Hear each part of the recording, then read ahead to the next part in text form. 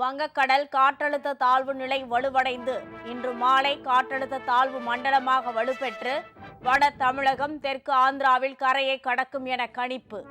திருவள்ளூர், ராணிப்பேட்டை மாவட்டங்களுக்கு அதி கனமழை எச்சரிக்கை. சென்னை உள்ளிட்ட 11 மாவட்டங்களில் மிக கனமழை பெய்யும் என அறிவிப்பு.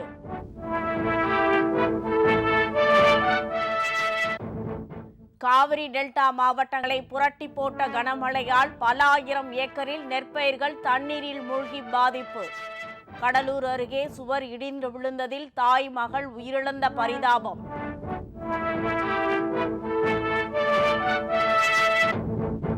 நெல் கொள்முதலில் தவறான தகவலை கூறி விவசாயிகளை திமுக அரசு ஏமாற்றுகிறது.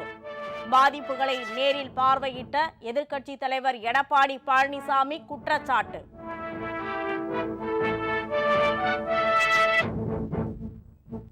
சென்னையில் முன்னெச்சரிக்கை நடவடிக்கைகளை இரவு முதல் தொடர்ந்து கண்காணித்து வரும் துணை முதலமைச்சர் உதயநிதி ஸ்டாலின் மக்களோடு களத்தில் நின்று உதவி செய்ய வேண்டும் என திமுக நிர்வாகிகளுக்கு அறிவுரை.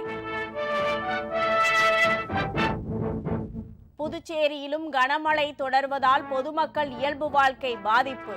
வெள்ள சேதங்களை நேரில் ஆய்வு செய்தார் முதல்வர் ரங்கசாமி.